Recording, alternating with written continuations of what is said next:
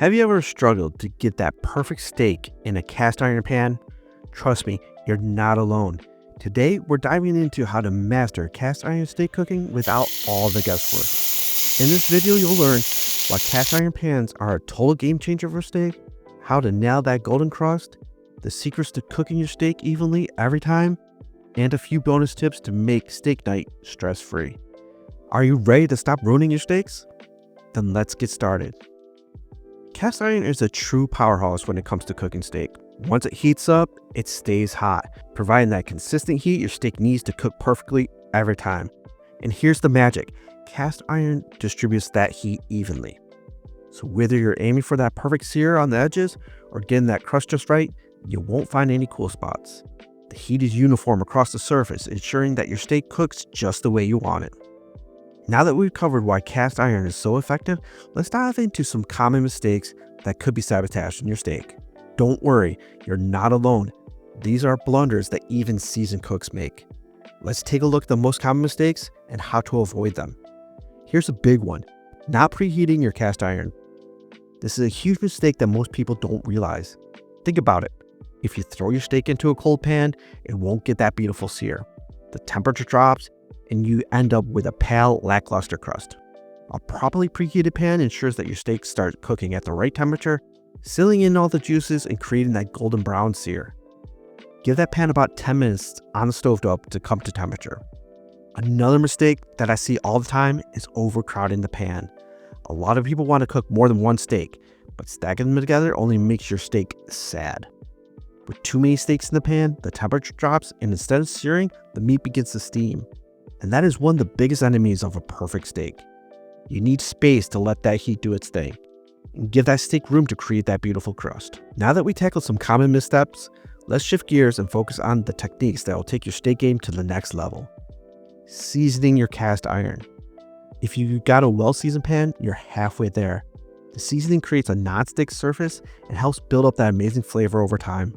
Just make sure that your pan is clean and dry before adding a thin layer of oil. Something with a high smoke point like avocado oil, or something high in fat like beef tallow. Heat it up and let it cook for about an hour to really build up that seasoning. A well-seasoned cast iron pan will not only last forever, but it'll give your steak the right kind of flavor boost and perfect sear. With your cast iron seasoned and ready, it's time to focus on what really makes a steak unforgettable: the sear. The secret to a perfect steak is all about that crust. You want your pan smoking hot before you drop in the steak. The high heat allows the Maillard reaction to happen, which is what gives your steak that rich, deep flavor. So don't rush it. Let the pan heat up properly. Once it's hot, lay your steak in and let it sear for a few minutes before flipping. Resist the urge to move it around. Let the steak do its thing and develop that beautiful, crispy exterior. Of course, getting that crust is just the start. The best way to get a perfect steak is to keep a close eye on the temperature. A meat thermometer is your best friend here.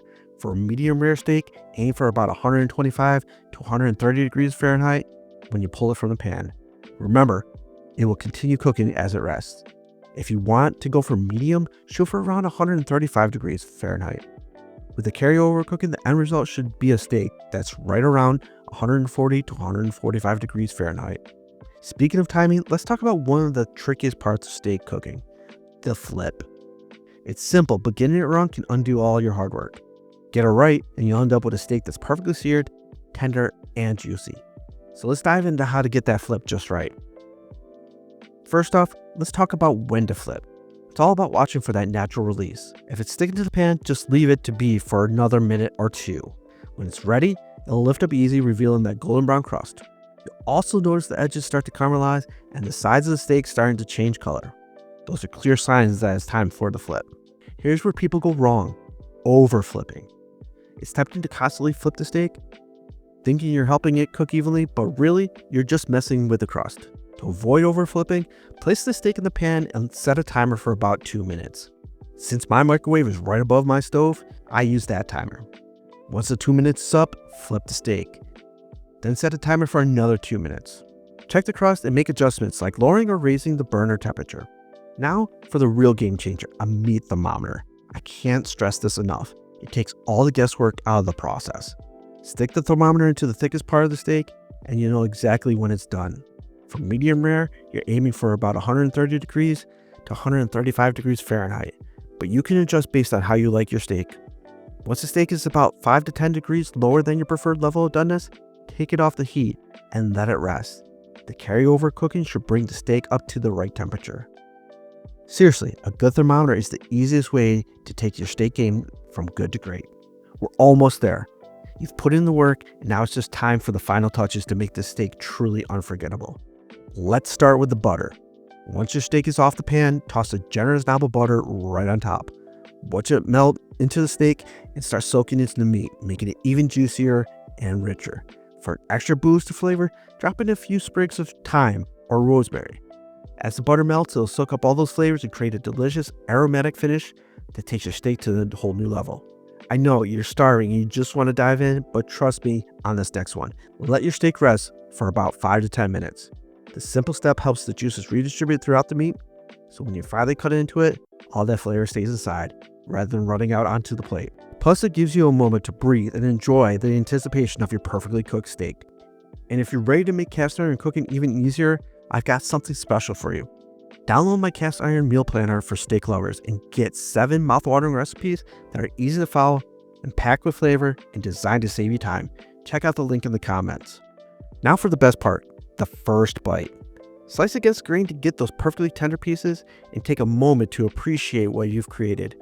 The crispy golden brown crust, the juicy tender inside, and that buttery herby goodness, it all comes together in a bite that makes all the effort worth it. Enjoy every single bite of your perfectly cooked cast iron steak, and know that you just nailed one of the best experiences out there.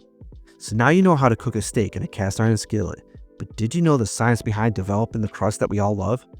It's called the Maillard reaction, and if you want to know more about it, then click on the video right here. I'll see you there.